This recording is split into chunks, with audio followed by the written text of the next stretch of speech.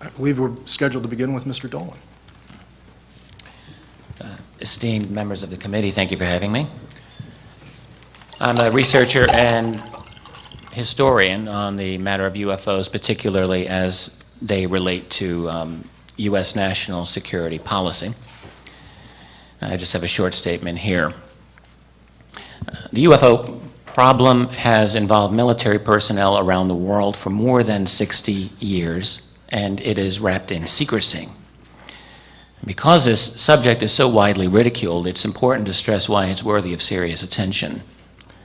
Stories of strange objects in the sky actually go far back in time, but from the 1940s to our own era, military personnel from the United States and many other nations have encountered unidentified flying objects, visually or on radar or both, sometimes at close range. These events happen not scores of times, but hundreds of times, perhaps thousands. Sometimes the encounter was nothing more than a solid radar return of an object moving at an incomprehensible speed, performing impossible maneuvers. Sometimes it included the violation of sensitive airspace. Often it involved the dispatch of one or more aircraft to intercept the object. At times, crew members have claimed to see a metallic disc-like object, sometimes with portholes, sometimes with lights, frequently engaged in what appeared to be intelligent evasive maneuvers. In a very few cases, it appears to have involved the military retrieval of a UFO. In a few others, it involved injury and even death to military personnel. And in a very large number of recorded instances, military personnel who encountered UFOs were adamant that they did not see a natural phenomenon. This is clearly a serious development, and it has been treated as such by those groups charged with maintaining national security. The CIA, the NSA, and all branches of military intelligence have historically received UFO reports and discussed the matter as something of serious concern.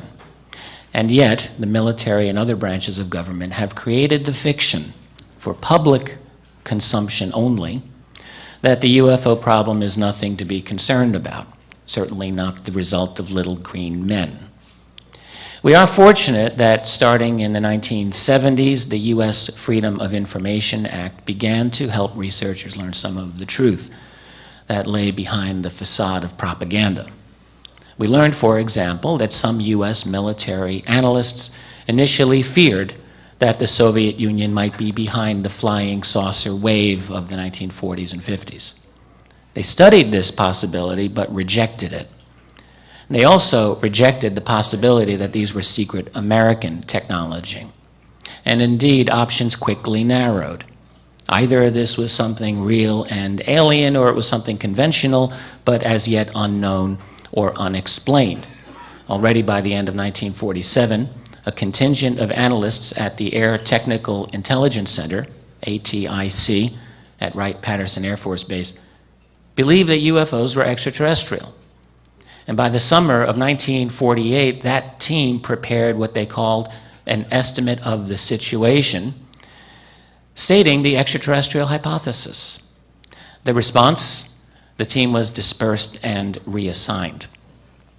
Yet, thanks to FOIA and the courage of a few senior officials to go on the record, we have a collection of statements about UFOs that are so numerous as to be impossible to mention all of them here. But a few might give you an appropriate flavor of what I mean. Here is one from General Robert B. Landry, Air Force aide to President Harry S. Truman. Landry says, in an oral history interview given about 40 years ago, "I was called one afternoon in 1948 to come to the Oval Office. The president wanted to see me. I was directed to report quarterly to the president after consulting with Central Intelligence people as to whether or not any UFO incidents received by them could be considered as having any strategic threatening implications." Landry went on to say that he continued to brief President Truman in conjunction with the CIA quarterly for the rest of the Truman presidency. That's no less than 16 briefings. We might want to know why a man as busy as President Truman was, why he would take the time out of his schedule to have so many meetings about UFOs. And yet we have no official transcript or record of those briefings. This is a statement from a top secret 1948 Air Force intelligence report called Analysis of Flying Object Incidents in the U.S. Quote, "The frequency of reported sightings, the similarity in many of the characteristics attributed to the observed objects, and the quality of observers considered as a whole support the contention that some type of flying object has been observed. The origin of the devices is not ascertainable." And just two more quotations here I want to give you. An Air Force intelligence report from 1951 relating to an aerial encounter by a U.S. fighter pilot. Object described as flat on top and bottom and appearing from a front view to have round edges and slightly beveled. Quite a bit of detail there. No vapor trails or exhaust or visible means of propulsion, described as traveling at tremendous speed.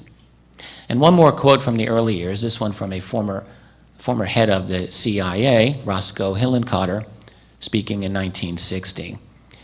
"Behind the scenes, high-ranking Air Force officers are soberly concerned about UFOs, but through official secrecy and ridicule, many citizens are led to believe the unknown flying objects are nonsense."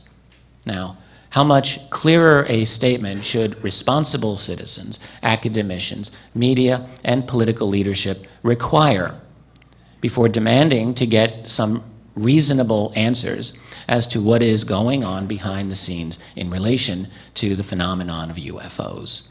Because the problem certainly did not end during the 1960s or 1970s or 1980s, but has continued to the present day.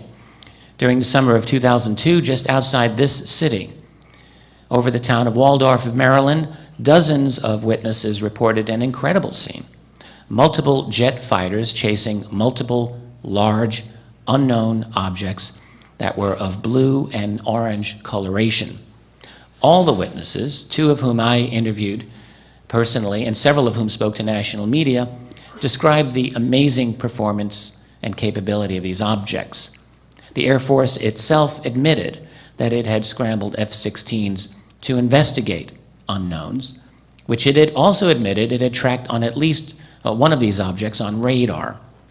We also learned that the UFO simply disappeared from the radar. The Air Force conclusion was that it could have been, quote, any number of things. Now, perhaps we might like to know precisely which things. What blue object can descend at an 80-degree angle, stop, reverse course, and accelerate away from two F-16 jets near the nation's capital in post-9/11 America? Might be an interesting question to ponder. Over Chicago O'Hare's airport, in November 2006, same kind of situation. A dozen United Airlines employees, including at least one pilot while on the ground, saw a hovering disc-shaped object below the clouds. It then accelerated away so fast that it punched a hole through the cloud. United ordered its employees to silence, but one of them reported the event anyway. After denials by United and the FAA, both agencies were forced to acknowledge that indeed those people had made UFO reports. And again, we might ask, what might this have been over one of the busiest airports in the world, and why the steadfast silence and denial? These are only some of the better-known recent cases. There are, in fact, an overwhelming number of them.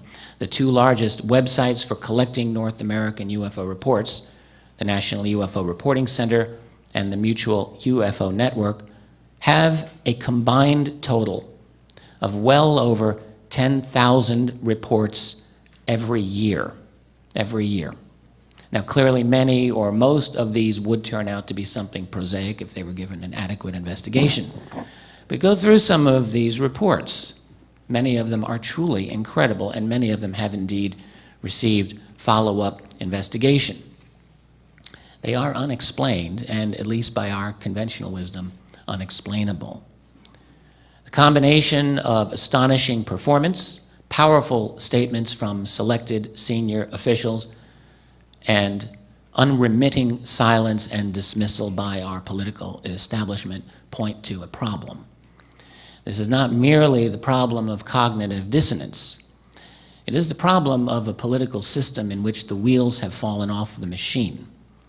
It is imperative, in the name of science and responsible public policy, that we get those wheels back on and begin a genuine, open investigation of this phenomenon. We demand and deserve answers from responsible officials who ought to be in the know. And if they're not in the know, we all need to investigate and find out just who is. Thank you.